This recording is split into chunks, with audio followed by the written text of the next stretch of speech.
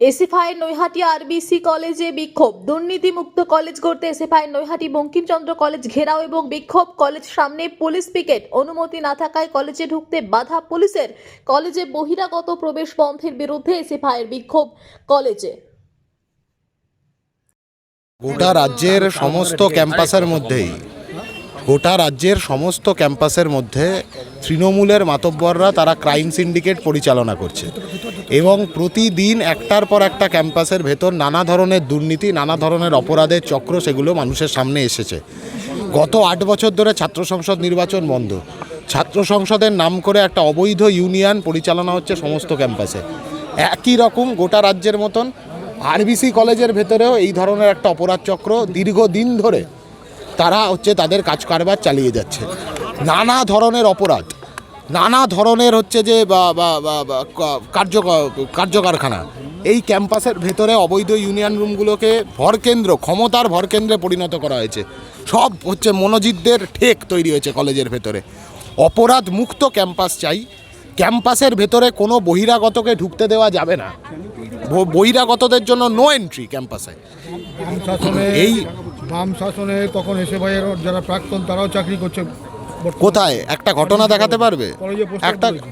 আরে কলেজে পোস্টার তো তৃণমূল এখন একাধিক নানা ধরনের পোস্টার তৃণমূল নানা জায়গায় ফেলতে পারে।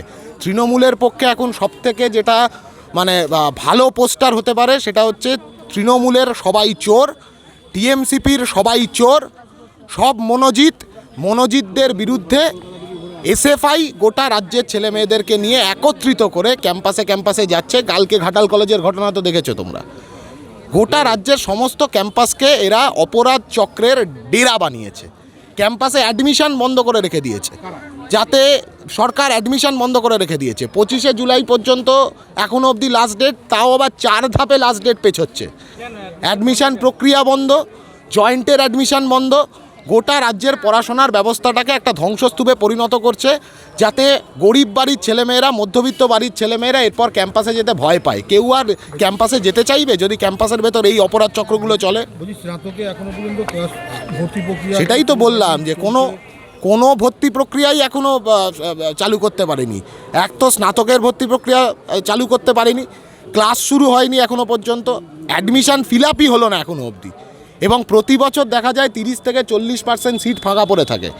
এর ফলে আমরা আশঙ্কা করছি আরও বেশি সংখ্যক সিট এই বছর ফাঁকা পড়ে থাকবে, কারণ ছেলেমেয়েরা আগ্রহ হারিয়ে ফেলবে পড়াশোনার প্রতি। পরিযায়ী শ্রমিক হয়ে অন্য রাজ্যে চলে যাচ্ছে ছেলেমেয়েরা। জয়েন্ট এন্ট্রেন্সের রেজাল্ট বার করছে না। সব প্রাইভেট ইনস্টিটিউশনগুলোতে রমরমা বাজার হয়ে যাচ্ছে। আরবিসি কলেজ যাব আমরা। আরবিসি কলেজের ভেতরে যে অপরাধ চক্র দিনের পর দিন ফাংশনিং করেছে, তৃণমূলের বাঘা নেতারা, টিএমসিপির একেবারে রাজ্য স্তরের নেতারা, তাদের অঙ্গুলি হেলনে এই অপরাধ চক্র চলে আরবিসি কলেজের ভেতরে। টাকা তোলা থেকে শুরু করে, ইউনিয়ন ফি নেওয়া থেকে শুরু করে, 8 বছরের ইউনিয়ন ফির হিসেব কোথায়? অডিট রিপোর্ট কোথায়? প্রতি সেমিস্টারে ছেলেমেয়েদের কাছ থেকে